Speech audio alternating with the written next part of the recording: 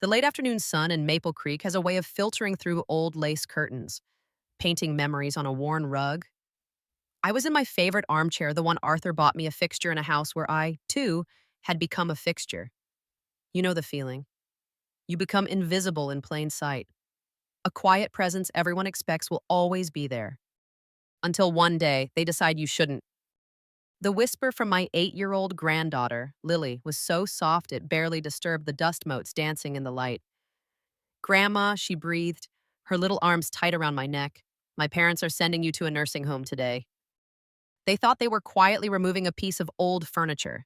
They had no idea they were creating a void that a $45 million secret couldn't fill but could certainly avenge. If they've ever acted like you weren't there until your absence echoed louder than presence, share your story. And if this feels like your table too, like and subscribe.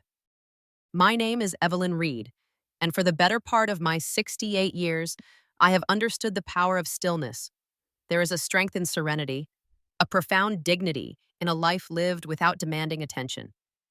My home in Maple Creek was a testament to this belief, a sanctuary of gentle rhythms measured by the ticking of a grandfather clock and the changing seasons outside my window.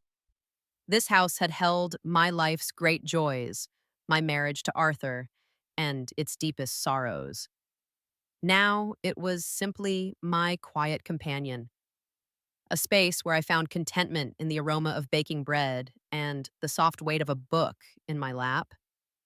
To my family, I had become this house a constant, predictable presence they orbited but rarely truly saw. This peaceful existence was anchored by my boundless love for Lily, my granddaughter. At 8 years old, she was a spark of bright energy and unfiltered truth, a delightful melody against the steady bass note of my days. Her weekend visits were a cherished ritual, filling the old rooms with laughter and the happy clutter of her toys. She was the one soul who saw me not as a household fixture, but as a person, someone to share secrets with, whose lap was the safest harbor in the world. My son, David, and his wife, Jessica, would drop her off with a practiced efficiency, their smiles bright but their eyes already focused on their next ambition. They inhabited a world I no longer recognized, one of frantic striving and glittering surfaces that seemed to have consumed the gentle, thoughtful boy I had raised. I had watched my son's transformation with a silent, aching heart. The change began when Jessica entered his life, a woman who measured a person's worth in carats and square footage. I saw the exhaustion etched behind David's eyes, the permanent furrow in his brow as he struggled to maintain the lifestyle she demanded. Their existence was a carefully curated performance for an unseen audience. Lavish vacations to places I'd only seen in magazines, gleaming new cars that appeared every other year, and handbags for Jessica that cost more than my entire annual property tax. I remember a dinner last spring where Jessica, sipping her wine, casually remarked on the untapped potential of my home. "You know, Evelyn," she'd said, her voice smooth as silk. "This big house is so much work. We could find you a lovely modern condo, and selling this place would give you such a comfortable nest egg." It was a serpent's whisper, wrapped in the guise of concern. She wasn't seeing a home, she was seeing an asset. She wasn't seeing me, she was seeing an obstacle. It was during one of these weekend visits, on a Sunday afternoon awash with the soft, golden light of late summer, that the world I knew fractured. The house was calm. David and Jessica were at a networking brunch, another term for their desperate scramble to stay afloat financially. Lily and I were in the living room, her dolls arranged for a formal tea party on the worn ottoman.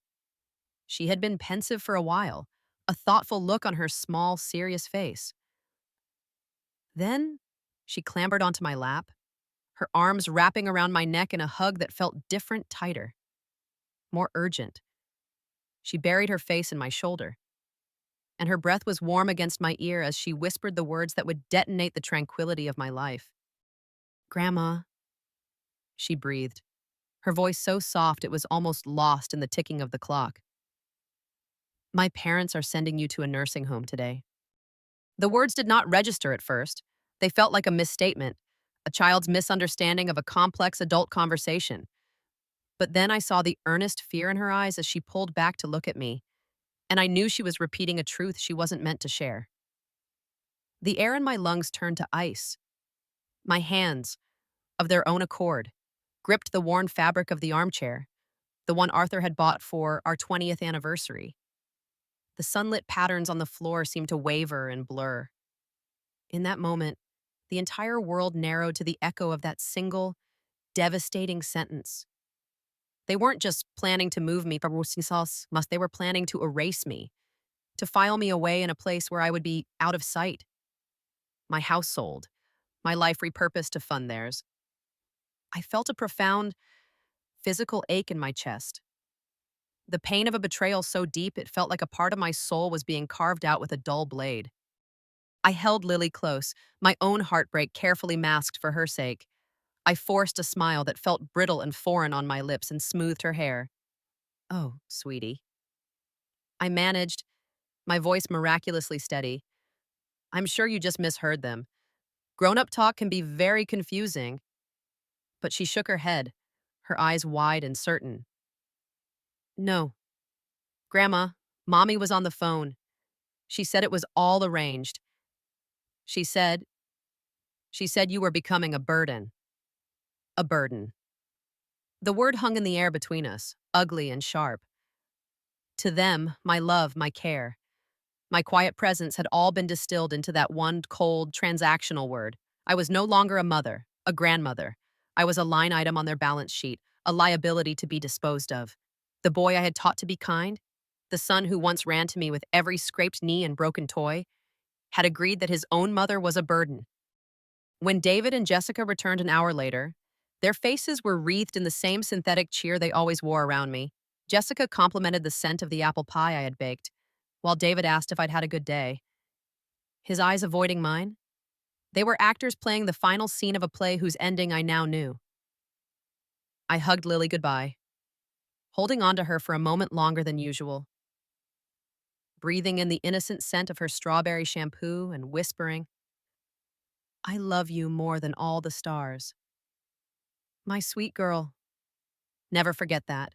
She clung to me, a silent testament to the secret she had shared. As I watched them drive away, their luxury SUV kicking up dust on the gravel drive, I did not feel anger. Not yet. I felt a profound and hollow emptiness, a stillness in the house that was no longer peaceful, but predatory. The first wave of grief hit me as I stood in the living room, surrounded by the ghosts of a life I thought I had. Photographs on the mantelpiece mocked me. David's high school graduation, his face beaming with pride. His wedding day, so handsome in his tuxedo, Jessica glittering at his side. A photo of Arthur and me, young and full of dreams, standing in front of this very house the day we bought it. Had it all been a lie? Had the foundation of love and family I believed we had built been nothing but sand? Waiting for the first tide of convenience to wash it all away, I sank into my armchair. The pain of physical weight pressing down on me. I thought of Arthur, of his quiet wisdom and his foresight. "Be careful, Evelyn," he had told me in his final months, his voice weak but his eyes sharp. "David is a good man, but he has a weakness for shiny things. And that woman, she will always value the shine over the substance." At the time, I had thought him too harsh. Now his words echoed with the clarity of prophecy. But as the hours ticked by, something within me began to shift. The grief, still present, began to crystallize. The cold, hollow feeling in my chest started to burn with a low, steady flame. It was not the fiery rage of a shouted argument, but the focused, white-hot energy of resolve.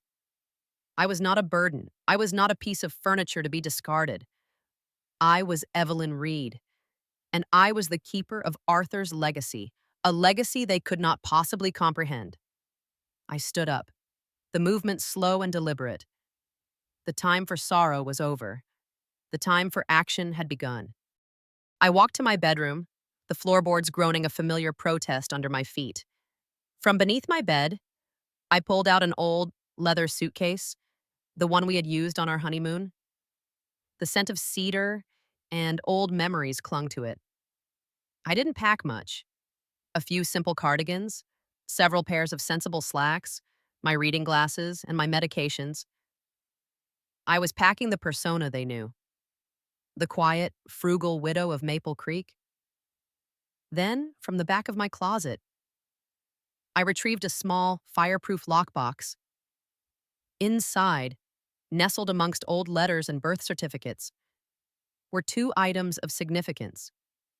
The first was a faded photograph of Arthur, taken in his workshop, a brilliant, rare smile on his face. I tucked it carefully into a side pocket of the suitcase. The second item was a simple, leather-bound notebook. To any observer, it would look like an old journal. But this was Arthur's real legacy. He wasn't just a tinkerer, he was a quiet genius. The pages were filled with his neat, precise handwriting, detailing the complex architecture of his foundational data compression algorithm, the Project Nightingale that had changed the digital world.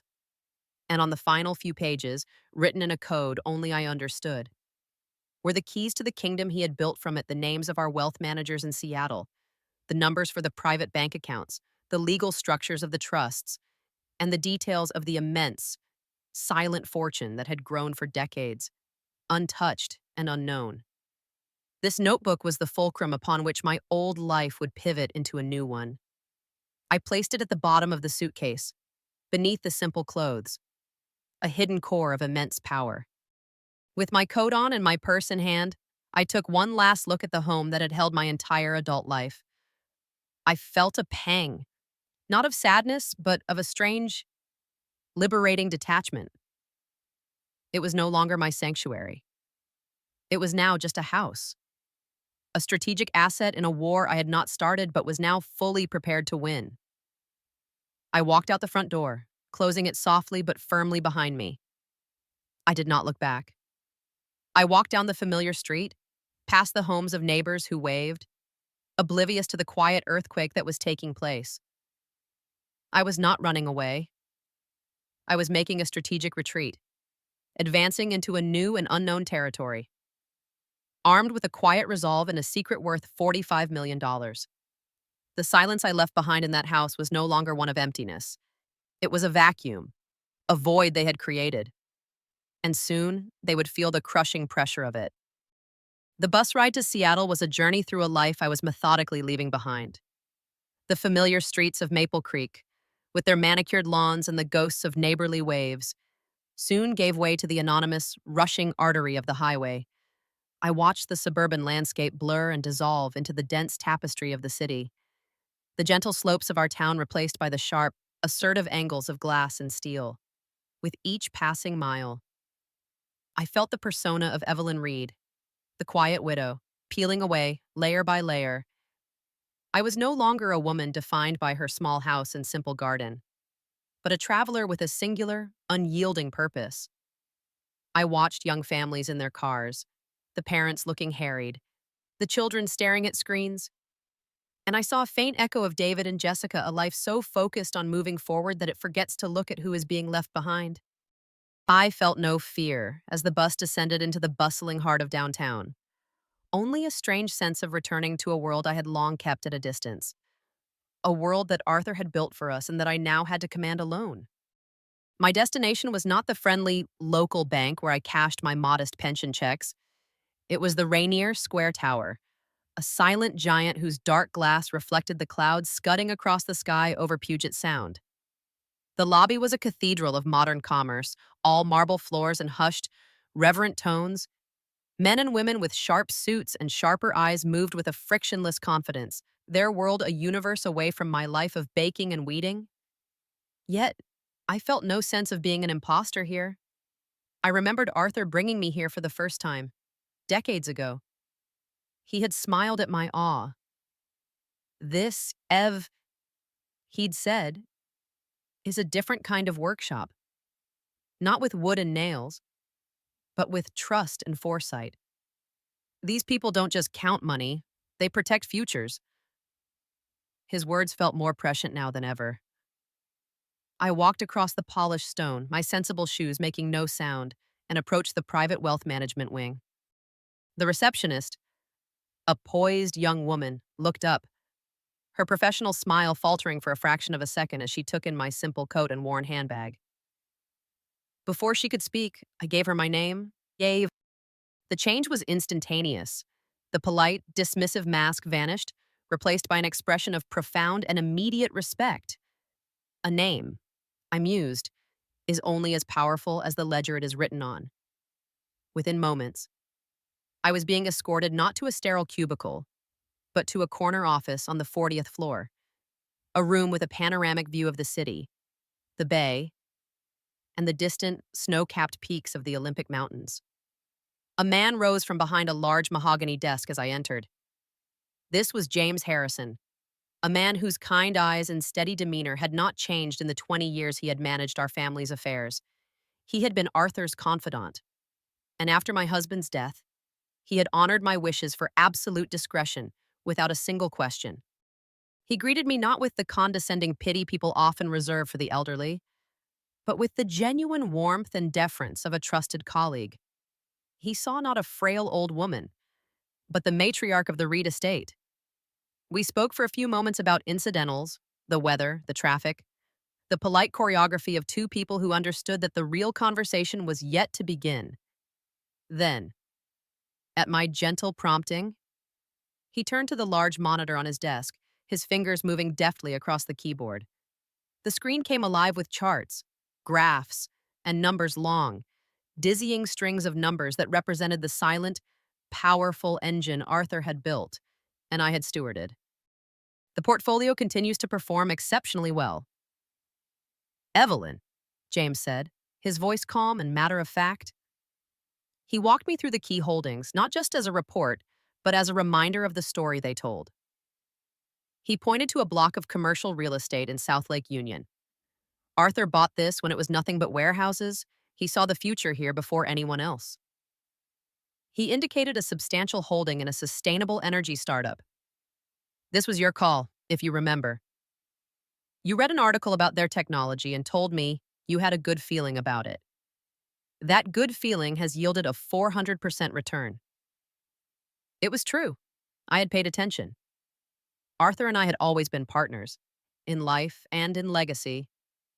Finally, James gestured to the primary royalty streams from Project Nightingale. And this, of course, is the heart of it all, as steady and reliable as the man who created it. He brought up the final summary. A number at the bottom of the screen seemed to pulse with a life of its own. $45,327,000. I knew the figure, but seeing it there, stark and absolute against the backdrop of the city Arthur had loved, I felt the immense weight of it settle onto my shoulders. This was not just money. It was a lifetime of brilliance, a fortress of security, a promise Arthur had made to the future. And now it was a weapon. It was the tool I would use to protect his granddaughter from the failings of his own son. My resolve, which had been a burning ember, now flared into a cold, clear flame. After my meeting with James, I walked the few blocks to the offices of Sterling and Dunn, a law firm whose name was whispered with the same reverence as the titans of industry it represented. The air on the street was cool, carrying the scent of salt from the sea and coffee from 1,000 cafes. I watched the city move around me, the hurried footsteps, the determined faces, and I felt a part of its energy for the first time in years. This was not a place for hesitation. This was a place for decisive action. The law firm occupied the top floors of a historic brick building, a deliberate choice that spoke of old money and enduring power. The office was another world of quiet influence, all dark wood, supple leather, and the faint, pleasant scent of old books and ambition. Here I was to meet Richard Sterling, the firm's senior partner. Like James, Richard had been Arthur's trusted advisor, a man with a mind as sharp as the crease in his trousers. He greeted me as an old and valued friend, his handshake firm and his eyes conveying a deep, unspoken understanding. We sat in his expansive office, The city spread out below us like a map of my new battlefield. He poured me a glass of water, his movements unhurried. Evelyn, he began, his voice a low, comforting baritone. James Harrison called ahead. He gave me no details, of course, but he conveyed a sense of urgency. I am sorry that you are here under circumstances that appear to be causing you distress. It was the perfect opening and acknowledgement of our personal history, coupled with a swift pivot to the professional. I did not waste time with pleasantries. I laid out the situation with a calm, methodical precision that seemed to surprise even myself. I spoke of David and Jessica's financial desperation, of their plan to sell my home, of the single, whispered sentence from Lily that had changed everything. I recounted Jessica's veiled comments and David's willful blindness. Richard listened without interruption, his hands steepled, his gaze fixed on mine. He did not offer condolences or express shock. He was a strategist, and he was waiting for his client's directive. When I finished, a heavy silence filled the room, broken only by the distant moan of a ferry horn from the bay. I am not here for revenge. Richard, I began, my voice low but firm. Revenge is a messy, emotional affair. I am here for a solution, a permanent one. I leaned forward, my hands resting on the polished surface of his desk. My objectives are threefold. First, and above all else, the absolute protection of my granddaughter. Lily, her future, her education, and her well-being must be secured, placed utterly beyond the reach of her parents' irresponsibility and greed. I want a trust established for her that is a fortress. Richard nodded slowly, already making a note on a legal pad. An ironclad, irrevocable trust, with a designated trustee who answers only to you, or to me as your proxy. It can be done. Second, I continued. I want to neutralize their immediate plan about option they see my home at Arthur's home as their lifeline. I want you to cut that line. I want that house placed into the same trust for Lily, effective immediately. They must be made to understand that the assets they believe are within their grasp are, in fact, an illusion. I want them to feel the ground crumble beneath their feet, but I want it to be ground they built for themselves. A preemptive asset protection strategy, Richard affirmed, legally straightforward. It will be registered by morning. And third, I said, taking a deep breath, I need to disappear. Not as a missing person to be searched for, but as a presence in their lives they can no longer access. From this moment forward, I will have no direct contact with David or Jessica. Any attempt they make to reach me will be met with a wall of silence. All communication, should any be necessary, will be funneled through you. You will be my voice, my shield, and my proxy. You will be the ghost in their machine. Richard set down his pen and looked at me, a glimmer of deep respect in his intelligent eyes. He had known the quiet, unassuming Mrs. Reed for decades. Today, he was meeting someone new. He did not question my motives or the severity of my instructions. He understood the strategic necessity, the ghost's gambit. Then, he said, a faint smile touching his lips, a fitting name, I must say. Arthur would have admired the clarity and elegance of it. Consider it done. Evelyn. He began to work immediately, his focus absolute. He summoned a junior partner, a sharp young woman named Ms. Albright, and issued a string of quiet, precise instructions.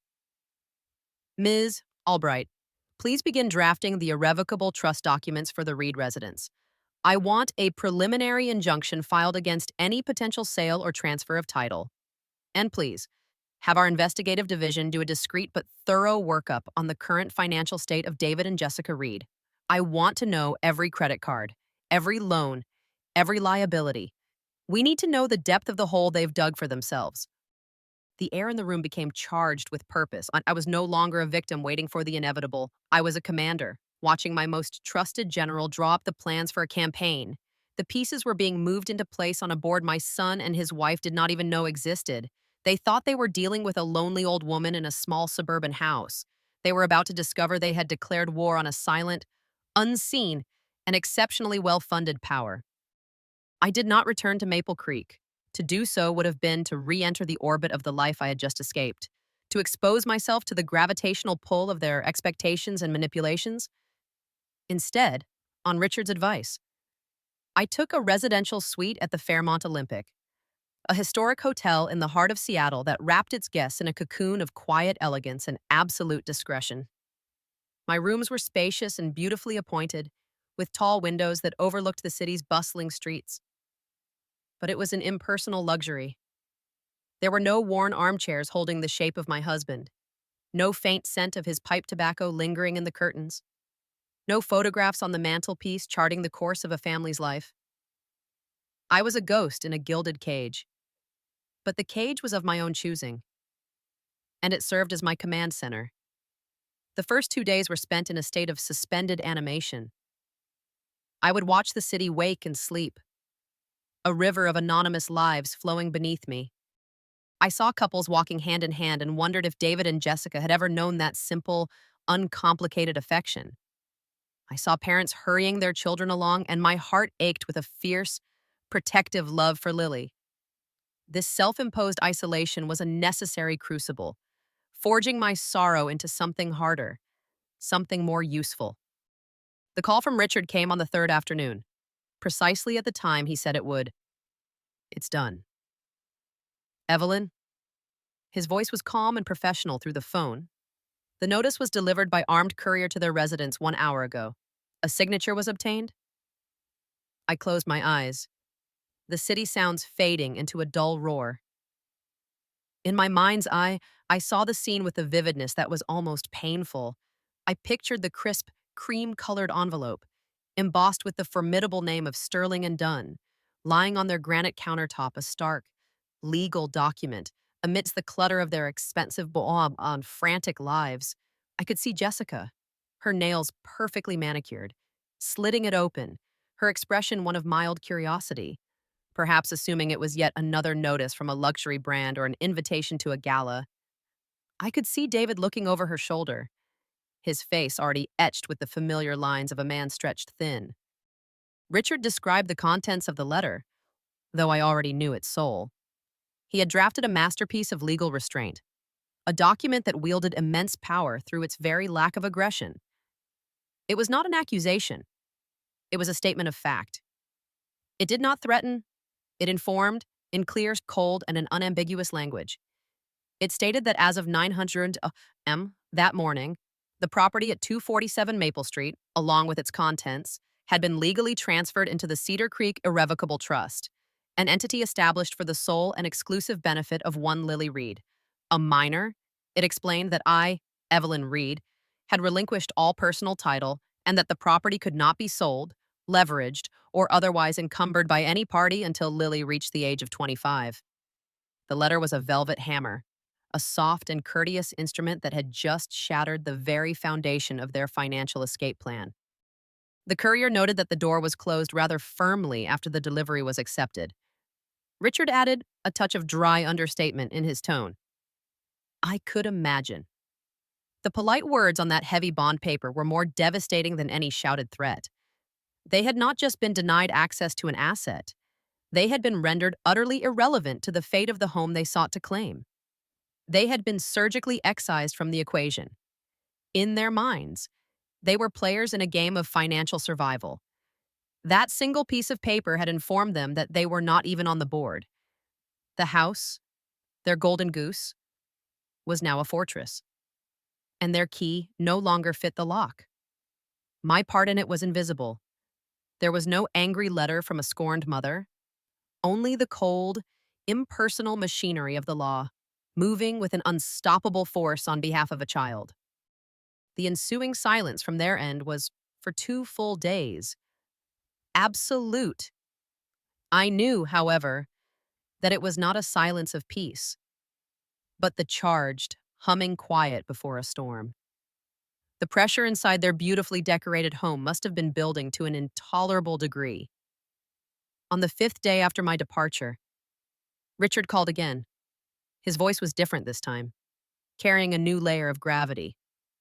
Evelyn, our investigative division has completed its preliminary financial workup. The results are, well, illuminating. They are leveraged to the hilt, with high-interest credit card debt exceeding six figures, a second mortgage on their own home, and lease payments on two luxury vehicles that are frankly staggering. The notice we sent didn't just close a door, it appears to have triggered the collapse of their entire house of cards. Through Richard's dispassionate summary, I began to paint a picture in my mind of the scenes unfolding within that house. The initial shock would have given way to raw, unadulterated panic. The carefully constructed facade of their successful life was crumbling, and they had nowhere to turn. And it was here, in the crucible of their desperation, that the first true cracks in their partnership would have appeared. Their arguments would have started as whispers, sharp and venomous, before escalating into furious, shouted accusations behind their soundproofed walls. I could almost hear them, their voices a discordant symphony of fear and blame. I could picture Jessica, her innate pragmatism curdling into a vicious fury. She would not waste time on sentiment or guilt. For her, this was a logistical problem, a catastrophic failure in their planning. I imagined her pacing their white living room, a caged animal in her own expensive prison, her beautiful face a mask of rage. She's playing games with us. David, this is what happens when you're weak. When you hesitate, we should have acted months ago. Her mind, always transactional, would immediately leap to the next, most brutal option. We have to have her declared incompetent. It's the only move we have left. We go to a judge, we get affidavits from neighbors, we tell them she's senile, that she's a danger to herself, that she's being manipulated by some predator. We get conservatorship. We get control of everything, not just the house. This trust won't mean a thing if we can prove she wasn't of sound mind when she signed it. She would see it as a clean, strategic move, the only logical path forward. The fact that it involved the psychological destruction of her husband's mother would be an irrelevant, emotional footnote. And David, my son, I could see him sinking into the oversized sofa, the one that cost a fortune but offered no comfort, his head in his hands, the weight of his own complicity crushing him. Jessica's cold-blooded strategy would horrify him, not because he had suddenly grown a moral backbone, but because it would force him to look at the unvarnished ugliness of what they had become. The letter from a powerful law firm was an abstraction. His wife's plan to publicly humiliate and legally erase his own mother was a concrete monstrosity he could not ignore. No, Jess, we can't do that. I could hear him pleading, his voice thin and reedy. That's monstrous. She's my mother. We can't just lie to a court. She stopped being your mother when she did this, Jessica would have screamed back, perhaps sweeping a ridiculously expensive vase from a side table, the crash echoing the shattering of their lives. She is a problem we need to solve. Are you going to let us lose this house, our friends, everything we've worked for, because you're too sentimental to do what's necessary? The chasm between them, once a hairline crack hidden by shared ambitions, would have fractured into a gaping canyon. His weakness, which she had always seen as a tool to be managed, was now an obstacle to her survival.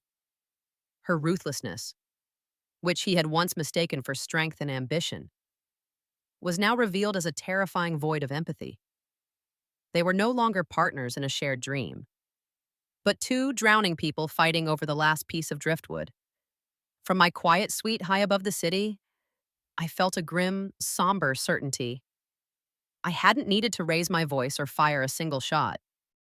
I had simply removed the foundation of their shared greed, and now they were beginning to tear each other apart. The weeks that followed my departure settled into a new, strange rhythm. From the quiet sanctuary of my hotel suite, the chaos of David and Jessica's lives felt a world away, a distant storm I could observe without feeling its rain. My anger had cooled, solidifying into a state of unwavering, crystalline purpose. I realized this gambit was not about punishment. not in its rawest form. It was about a fundamental rebalancing of the scales, a necessary correction to a world thrown off kilter by greed and disrespect. It was about protection and consequence.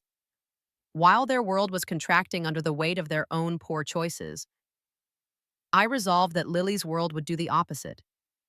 It would expand. It would be filled with opportunities her parents, in their frantic pursuit of appearances, had neither the vision to see nor the means to provide. My first call to Richard Sterling in this new phase was not about them. It was about her. "Richard," I said, my voice steady as I watched the morning light glint off the skyscrapers. "I want to build a garden for Lily, not a physical one, but a garden of experiences. I want to plant seeds of curiosity, creativity, and confidence in her life that will bloom long after I'm gone. I want her to have access to the best, not because she's entitled to it, but because her spirit deserves it." I could almost hear Richard smile on the other end of the line, but he, more than anyone, understood Arthur's philosophy that wealth was not a prize, but a tool for careful cultivation. "You wish to become her anonymous benefactor." Evelyn, a very effective, and I might add, elegant strategy.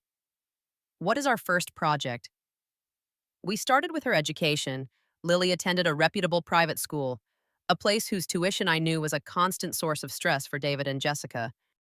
Through a carefully structured entity managed by Richard's firm, which we named the Nightingale Fund, in honor of Arthur's work, we made our first move.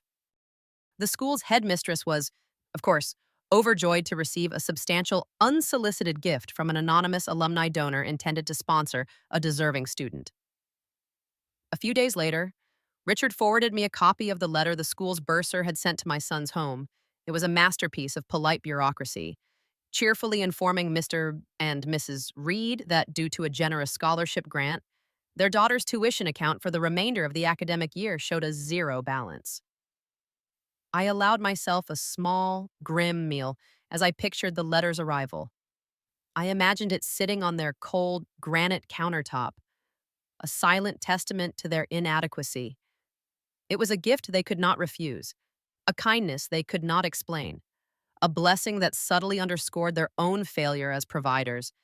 It was an act of grace that functioned as an act of power, a loving gesture for my granddaughter that served as a psychological torment for her parents. Who was this guardian angel? Why were they invisible? They were being stripped of their parental agency in the one area that mattered most, their child's future, and they were utterly powerless to stop it. Next, we turned our attention to the summer. I had often heard Lily speak with longing about art, her small hands constantly drawing, painting, and creating. I knew Jessica saw this as a frivolous hobby, a messy distraction from more status-enhancing pursuits like tennis or ballet. My days now had a new focus. I wasn't just waiting, I was planning. I spent hours researching the most prestigious youth art camps in the Pacific Northwest, settling on one nestled in the San Juan Islands, a place where children were taught by professional artists amidst the stunning natural beauty of the coast. The Nightingale Fund promptly sponsored 2 full scholarships for gifted young artists from modest backgrounds. It was, of course, no coincidence that one of those scholarships was quickly awarded to a bright, talented 8-year-old from Maple Creek named Lily Reed, whose art teacher had been quietly submitting her work for local contests. The thick, embossed acceptance packet that arrived at their door, addressed directly to Lily, would have been another baffling event. It wasn't just an offer, it was a coveted prize, a spot that other, wealthier parents lobbied for. They would have to let her go. To refuse would be to deny their daughter an incredible opportunity, an act of spite so blatant it would be indefensible. And so, my granddaughter would spend her summer breathing salt air and learning to capture the world in watercolor. Her horizons broadened by a force her parents could neither identify nor control. The unseen hand was tending its garden, and its most precious flower was beginning to thrive, far from the toxic soil of her own home. While one hand was nurturing Lily's future, the other, guided by Richard's strategic mind, began to meticulously dismantle Jessica's present. Her entire identity, I knew, was woven from the fabric of social standing, a fragile tapestry of friendships, invitations, and the perception of wealth. This was her center of gravity. To attack her finances directly would be crude. To attack her social standing, and however it was sounds, was to attack the very essence of her being. It was a far more precise and far more devastating form of consequence.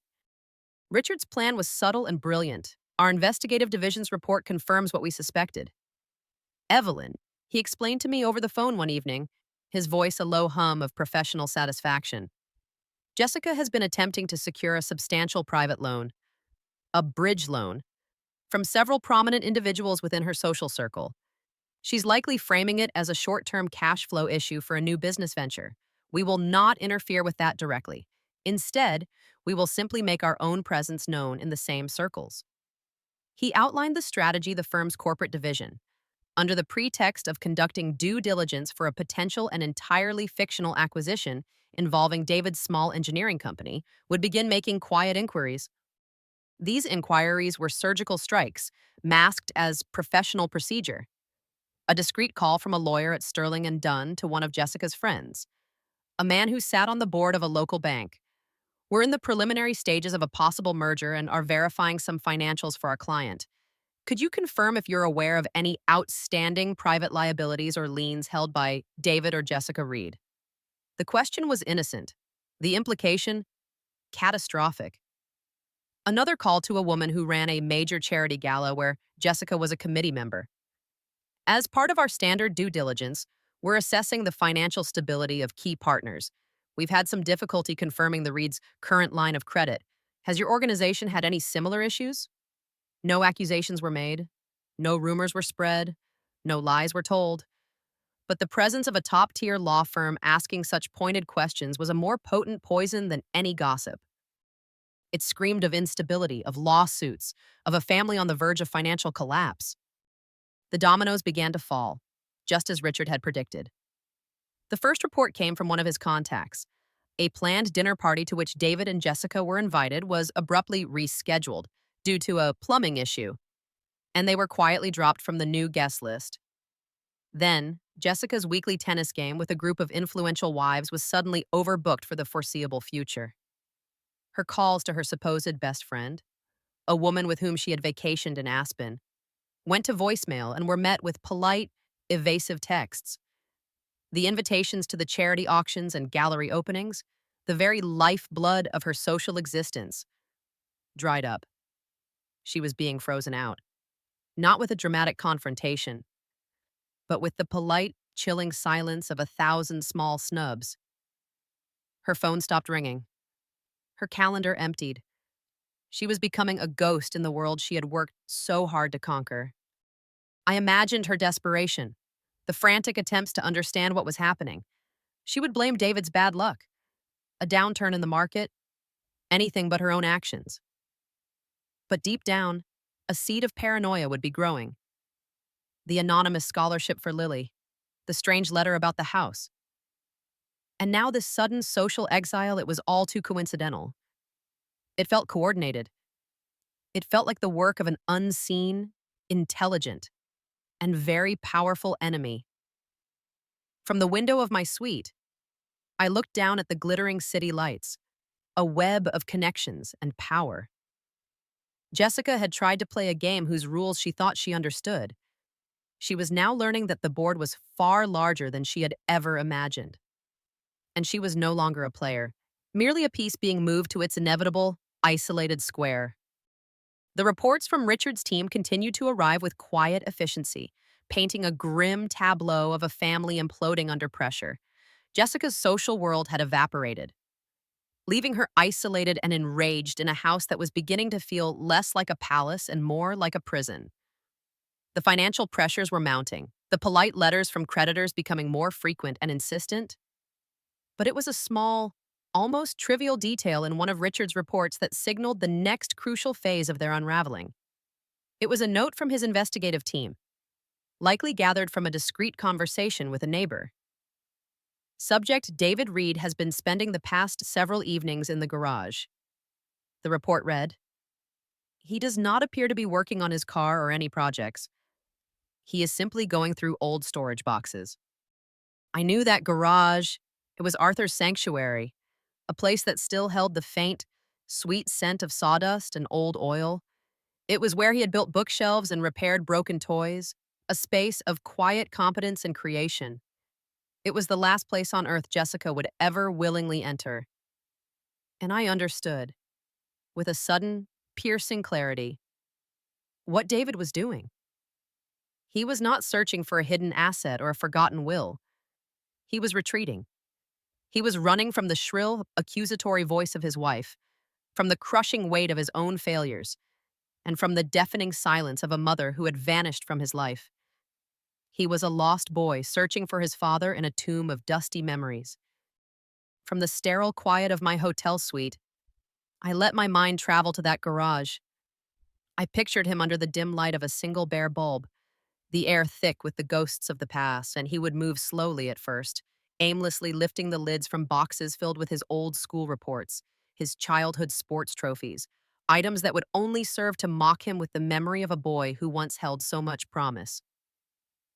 I imagined his frustration growing, a deep, hollow ache in his chest that had nothing to do with their financial ruin and everything to do with a more profound, spiritual bankruptcy. Then, in the far corner, behind a stack of old tires, he would see it, a heavy-duty footlocker, stenciled with my husband's neat lettering, A. Reed, Workshop, Projects.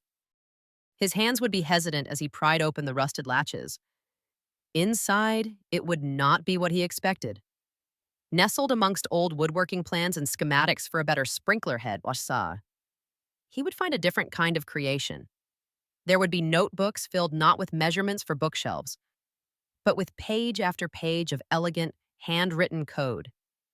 There would be technical diagrams of complex system architecture, and at the bottom, protected in an anti-static bag, would be an old, heavy external hard drive, the kind that required its own power source, with a simple typewritten label, Project Nightingale.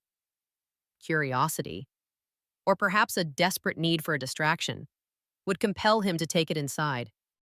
I could see him in his home office, the sleek, minimalist space that Jessica had designed, looking comically out of place with this relic from a bygone era. He would have to dig through a tangle of old cables to find the right one to connect the drive to his modern laptop. When it finally whirred to life, he would find no family photos or personal letters. It would contain only a handful of stark, meticulously organized folders.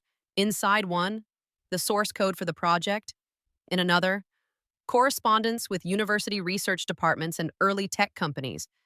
And in a third, a single text document titled Licensing and Principles. He would open it, and the words on the screen would be the beginning of his true reckoning. They were my husband's words, outlining his philosophy that the technology should be licensed affordably to encourage innovation, not hoarded for maximum profit. Driven by a confusion he could not yet articulate, David would turn to the internet. He would type the words into the search bar, his fingers clumsy on the keyboard, Arthur Reed. Project Nightingale. Data compression.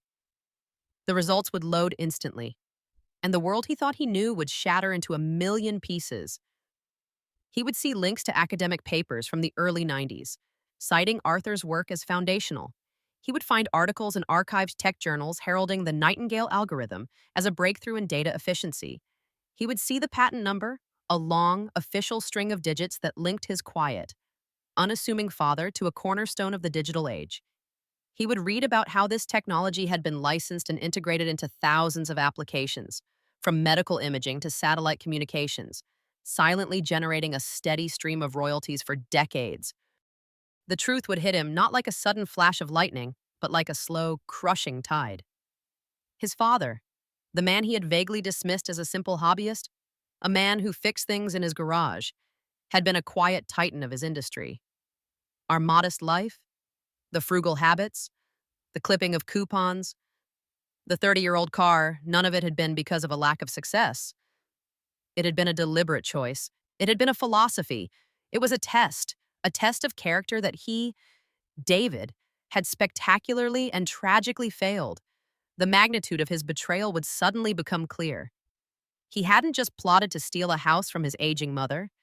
He had spat on the grave of a brilliant man, desecrated a legacy of humility and quiet genius, all for the sake of a bigger car and a wife who would now despise him for his failure.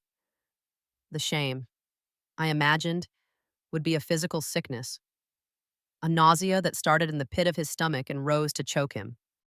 In that moment of horrifying clarity, his first and only instinct would be to reach for me. His desperation would be a frantic, animal thing. He would grab his phone, his hands shaking so badly he could barely unlock the screen. He would scroll to my name, Mom, a contact he likely hadn't used in weeks before my departure. He would press the call button and raise the phone to his ear, his heart pounding with a desperate, childlike hope that my voice, my calm, forgiving voice, would answer and somehow make this all go away. But he would only hear the cold, impersonal tones of an automated message, each word a spike in his heart. The number you have dialed has been disconnected and is no longer in service. The first wall, a dead end. Panic would set in. He would scramble to his laptop, his mind racing. My old email address, the one I used for recipes and family updates. He would begin to type, the words pouring out of him in a desperate, incoherent torrent. I know what he would have written. It would have been a confession, a plea, a howl of despair. Mom, I know. I found everything. I found Dad's work. Project Nightingale. I didn't understand. God, I didn't understand any of it. I am so, so sorry. I let her. I let the money. I've ruined everything. Please, Mom, I need to talk to you. I need to explain. I need to fix this. Please, just tell me where you are, please. He would hit send, staring at the screen, praying for a reply that would grant him absolution. Richard forwarded me the email a few hours after it was sent. I read it in the soft lamplight of my hotel suite. The city a silent, glittering jewel outside my window. Each word was a testament to the son I had lost. The good man who had been buried under years of weakness and poor choices. I felt a pang of a deep, maternal sorrow. A phantom limb aching for a child who was no longer there. But the sorrow was quickly followed by a cold, hard clarity. This was not a true change of heart. This was the terrified cry of a man who had been caught. Forgiveness now would not be an act of grace, it would be an act of foolishness. It would teach him nothing. Lily's future was my priority now. A future built on a foundation of strength and consequence, not on the shifting sands of my son's regret. I picked up the phone and called Richard. My instructions were brief and simple. 2 days later, as I knew he would, David received his reply. It would not be from my personal email, but from an address that carried the unassailable authority of the law. The sender would be Richard Sterling, Sterling and Dunn. The subject line would be a cold, formal, your inquiry, and the body of the email, I knew, would contain only a single, devastating sentence, a sentence I had dictated, a sentence that would serve as the final, unbreachable wall between the life I had and the life I had chosen. All future correspondence regarding Ms. Evelyn Reed should be directed to this office. I pictured him reading it once, twice, the words refusing to make sense. Ms. Evelyn Reed. Not your mother, not even Evelyn. A formal, legal designation. A client, an entity.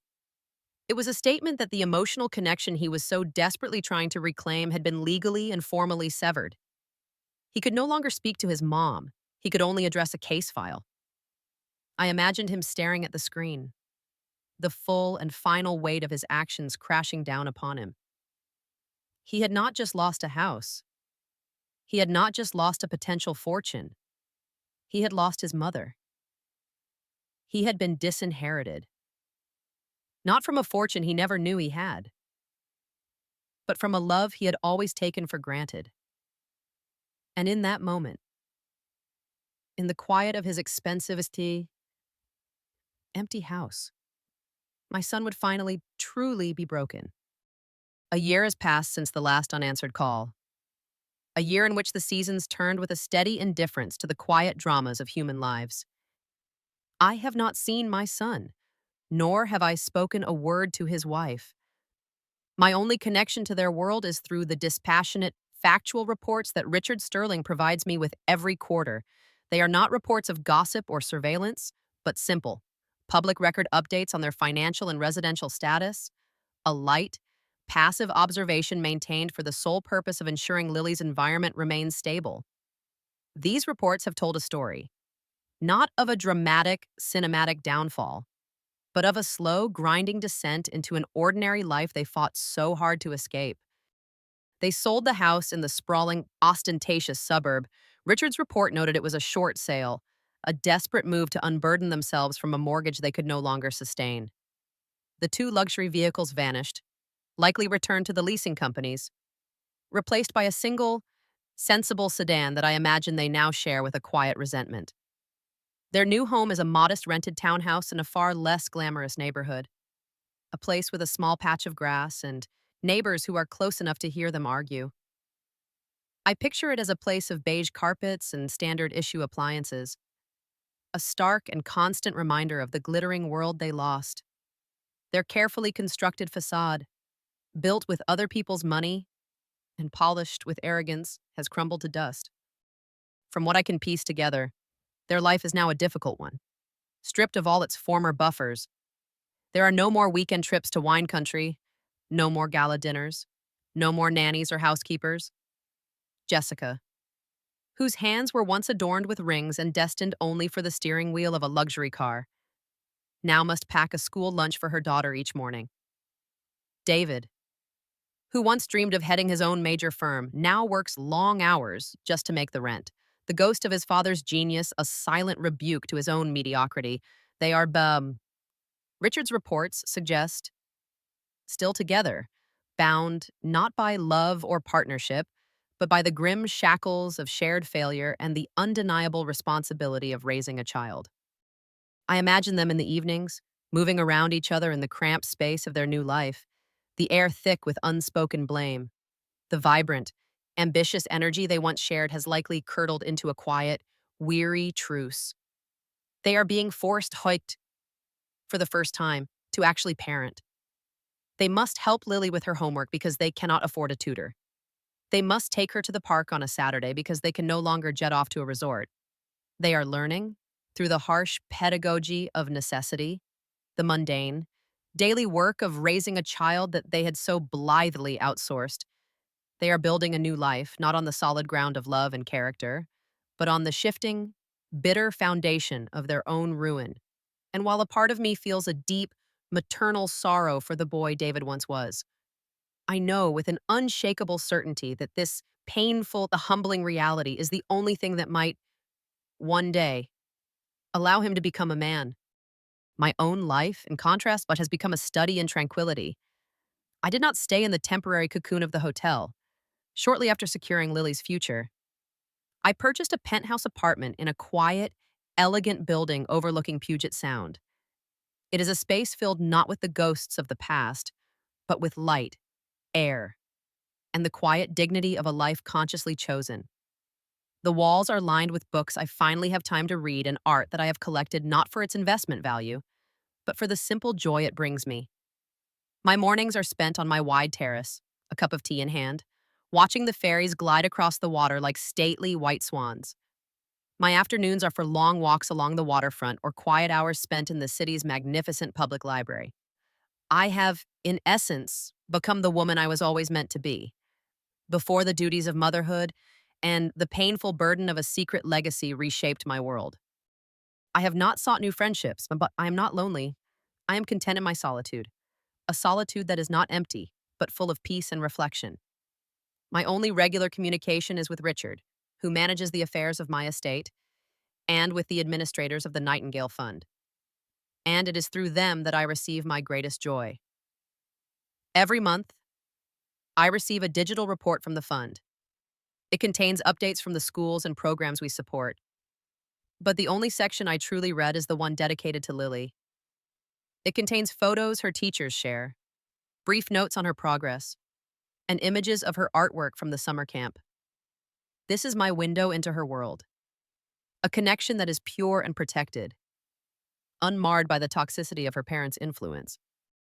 Right now, I am sitting in a comfortable chair by the window, a tablet resting in my lap. The screen is alive with a photo sent just this morning. It is of Lily, standing on a small stage in her school auditorium.